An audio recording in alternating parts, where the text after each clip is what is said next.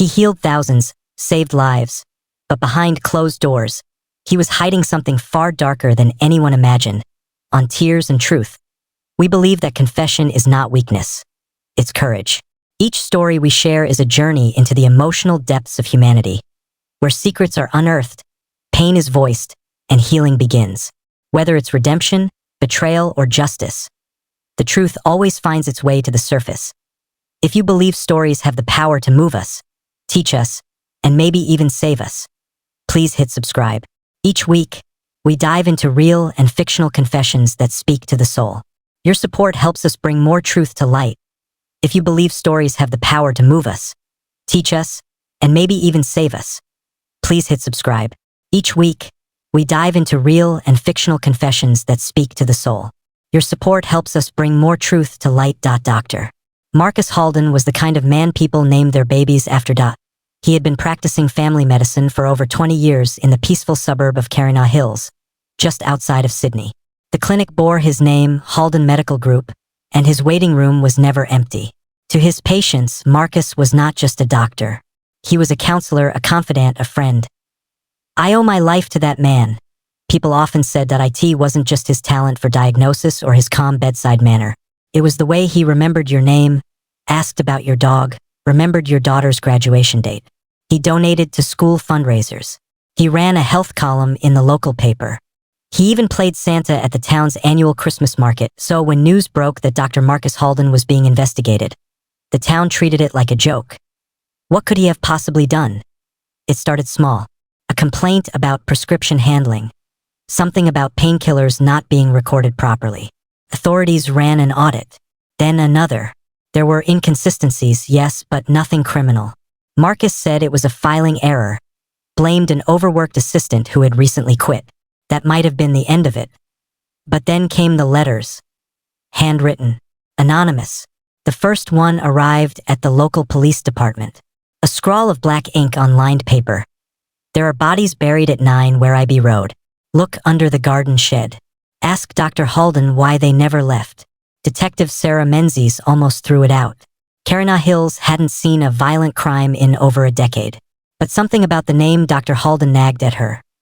She drove past 9 Werribee Road the next day, Marcus Halden's house. A pretty, well-maintained Victorian home with blue shutters and an overflowing herb garden. Nothing suspicious. She noted it and left. 2 days later, another letter. It's not just one. He told me they were beyond saving. He kept their hair, their teeth. This one chilled her. Detective Menzies got a warrant under the guise of following up on the clinic's prescription issues. She told herself it was probably just a crank. But when they arrived at 9 Werribee Road, shovels in hand, what they uncovered beneath the garden shed changed everything. The first body was so badly decomposed it was hard to determine gender. The second still wore a hospital wristband. There were 3 in total, and the town's beloved doctor. He was sitting in his kitchen with a cup of Earl Grey, reading the Lancet Journal like it was just another Tuesday morning. When they cuffed him, Marcus didn't fight. He looked at Detective Menzies and said something she would later repeat on the witness stand. Finally, someone asked the right question.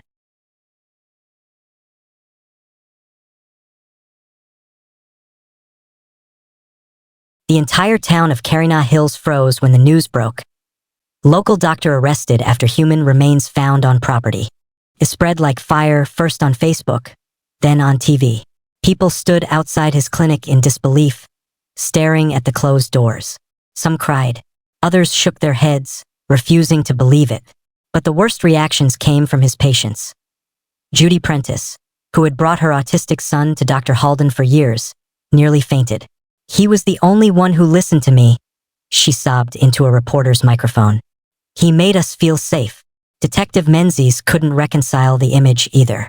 She sat at her desk, the photos from the dig spread before her.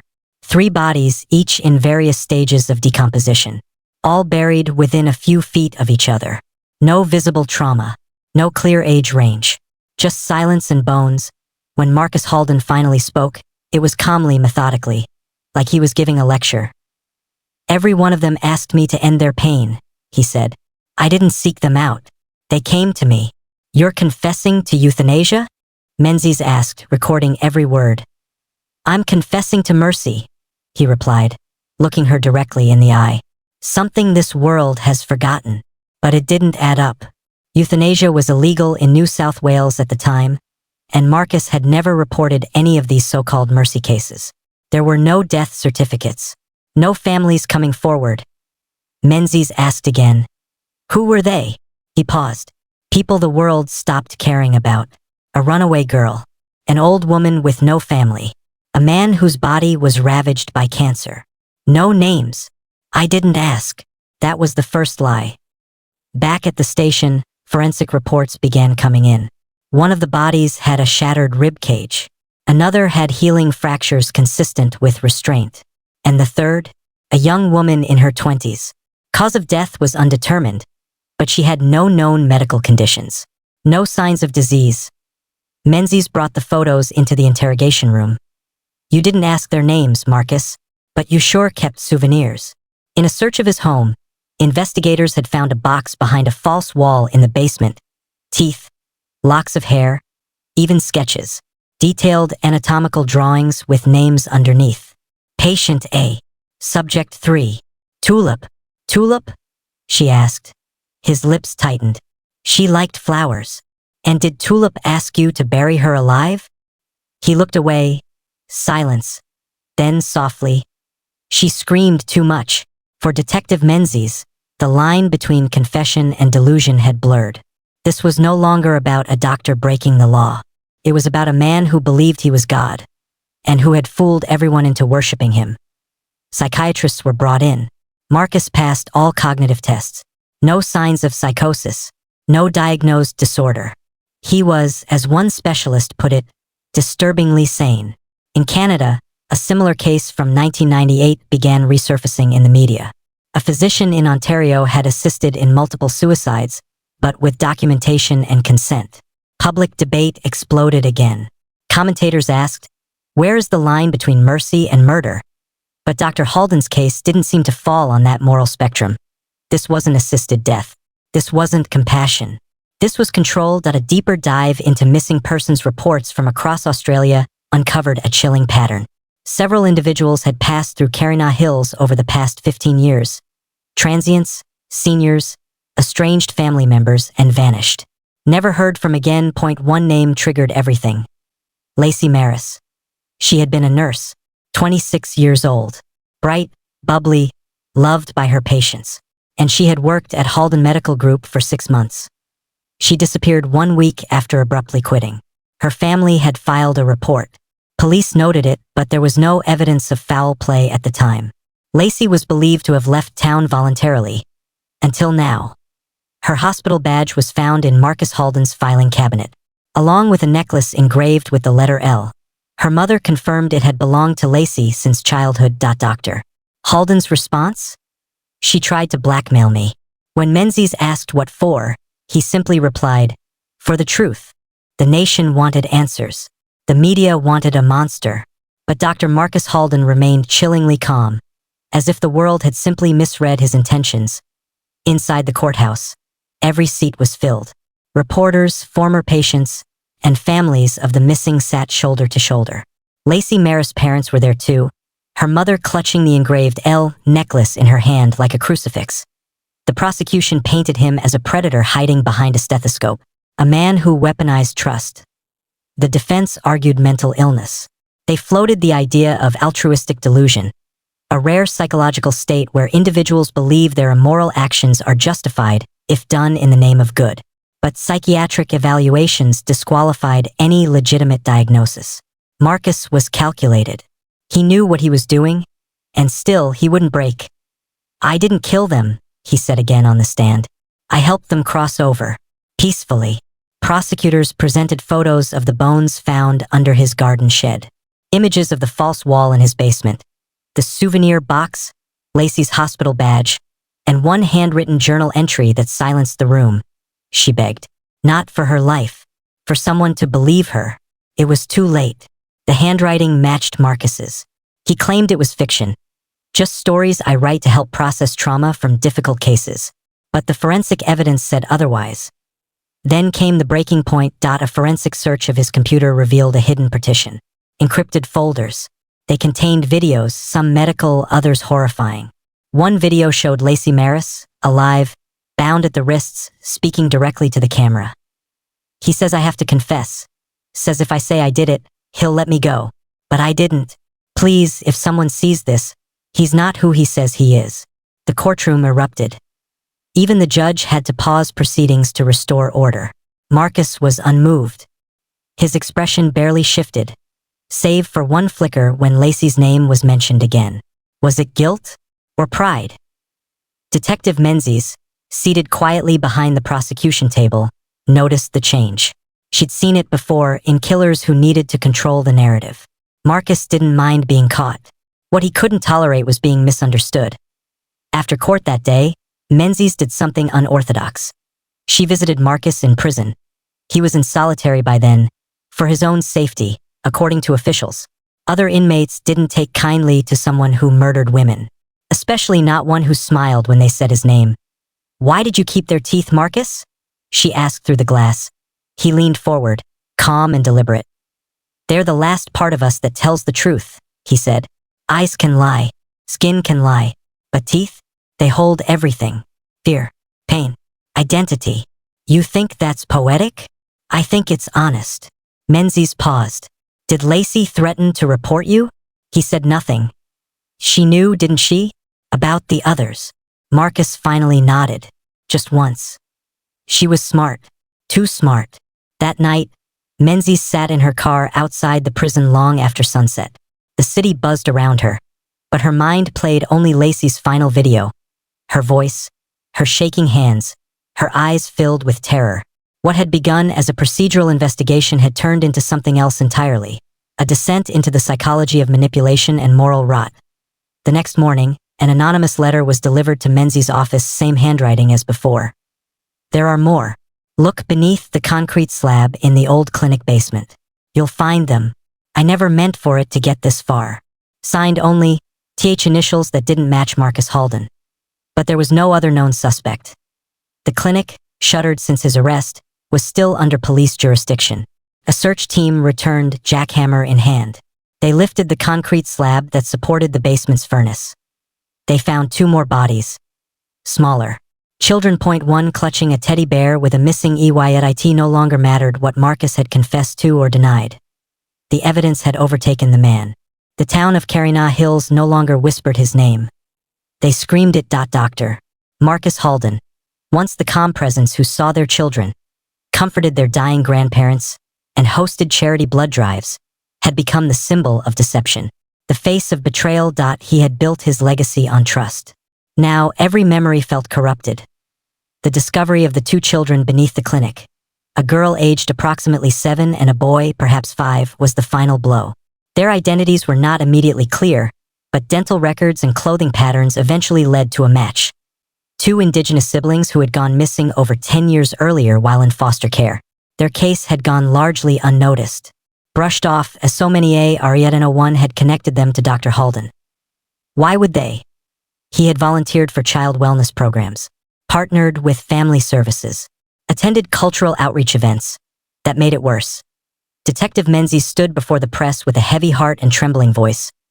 "We now believe Dr. Halden may have been using his medical position as a means to target the most vulnerable in society. Patients with no advocates, children in foster care, and transient individuals who wouldn't be missed." The shock rippled across Australia, then spread globally. Canadian and American outlets ran the story with urgent fascination. Talk shows debated how someone could maintain such a double life. Podcasters devoured the timeline. How long had this gone on? Were there more? In Nova Scotia, a woman named Marie Bell reached out to authorities.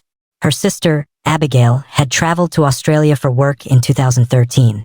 She'd sent a postcard from Carina Hills and then disappeared. Police had dismissed it as voluntary, no signs of foul play. Now Marie had doubts. Back in prison, Marcus Halden stopped speaking. No more cryptic confessions. No riddles. Just silence. He sat in his cell, sketching anatomical diagrams with pencil stubs, drawing bones, nerves, and ligaments, labeling them with phrases like, "where pain hides, and only the brave come here." He refused further interviews. Not even his legal team could coax him. So Menzies tried something different. She brought photos of every known victim into the visitation room, laid them out on the table one by one. "This is Tulip," she said softly. "This is the boy who never got to ride a bike. This is the girl whose teddy bear you buried with her. This is Lacey, the woman who trusted you." Marcus stared at them for a long time. Then he said something unexpected. "They weren't the first." Menzies leaned in. "What do you mean?" "I tried to stop, after the first one, but it felt clean, like I'd performed a surgery on the world." "Who was the first?" He looked at her, eyes suddenly raw. "My mother." In a rural nursing home outside Melbourne, decades earlier, a young Marcus Halden had begun volunteering while studying pre-med. His mother, aggressive, paranoid, terminally ill, was one of the residents. Records showed she died of complications from pneumonia. But now, that looked like a cover. "I was 16, he whispered. "No one suspected." Menzies realized in that moment. Marcus didn't just become a killer. He was forged in the quiet, unnoticed spaces between care and control. He learned how to hide in plain sight. And worse, he convinced himself it was mercy. The court moved quickly after that. Marcus Halden was charged with 9 counts of murder, including 2 counts of child homicide. Investigators suspected more but lacked definitive evidence. The jury took less than 3 hours to return a verdict. Guilty. On all counts. Families cried. Some shouted. A few collapsed. But Marcus stood still, almost relieved. As if the mask could finally fall as he was led out of the courtroom. He turned to the crowd and said just 3 words. "You're welcome, really." The town changed after that. The clinic was demolished. A memorial garden was planted in its place, with 9 stone markers, 1 for each confirmed victim. Flowers were laid. Songs were sung. But healing doesn't come easy when the doctor was the disease. Detective Menzies transferred shortly after the trial. She had given everything she could to the case, but there was no peace in a town that would always remember what was buried beneath it. Still, before leaving, she planted one last note under the tree in the memorial garden. "To the ones no one listened to, your truth matters now." The courtroom drama faded, the headlines cooled, but the scars remained. Not only on the families but on a whole community betrayed by one man who wore a white coat like a weapon. In the quiet that followed, many began asking the hardest question. How could this happen? How could a man so trusted commit horrors so deep, so secret, and so prolonged? Marcus Halden's trial was more than a criminal proceeding. It was a mirror reflecting the cracks in the system, the gaps where vulnerable people fall through unnoticed, where trust can be exploited without suspicion, where society's most desperate voices remain unheard. Detective Menzies took time off after the case, but one file stayed on her desk. It was a thick folder filled with letters, anonymous tips, and reports from families who never got answers. She decided to reach out to those affected, to listen, to help find closure where she could point. One afternoon, she received a call from Judy Prentice, the mother of the autistic boy who had once found comfort in Marcus's care. "I still don't understand," Judy said, voice breaking. "How could he do this? How could he pretend to care while doing the opposite?" Menzies paused before replying. "Sometimes, the people who seem strongest are hiding the darkest secrets." Judy sighed deeply. "My son's not the same since the arrest. He asks about Dr. Halden every day. But I don't know what to tell him." "It's okay not to have all the answers," Menzies said softly. "What matters is you're here for him now." Elsewhere, in a small town in Canada, Abigail Bell's disappearance was finally reclassified as a homicide linked to Halden. The Bell family finally had a grave to visit, a reason to mourn properly. And in Australia, new policies were enacted for better monitoring of healthcare professionals, especially those working with vulnerable populations. More background checks, regular psychological evaluations, whistleblower protections. It was a start. But the story didn't end with just rules. For Marcus Halden, the prison walls held no redemption in solitary confinement. He penned a final letter addressed to the families of his victims. It was brief, cryptic, and terrifyingly cold. "I was the knife that cut their pain, the shadow they couldn't outrun. I gave them peace, in the only way I knew. Forgive me if you must. I only did what you couldn't." No one replied. The confession that had started this nightmare became a warning. Truth is powerful. It saves lives when spoken, But it also demands justice. For tears and truth. The story of Marcus Halden is a painful reminder that behind every mask lies a deeper truth, sometimes hidden, sometimes horrifying. If there's one message here, it's this: never ignore the signs. Never dismiss a voice asking for help, no matter how small or quiet. Because sometimes, the people we trust the most can carry the darkest secrets. And only by listening to the truth can we begin to heal. Thank you for listening to this story on Tears and Truth. If this story moved you, please subscribe and share it with others. Your support helps us bring more real stories that matter. And if you have a confession or story you want to share, message us, because every truth deserves to be heard.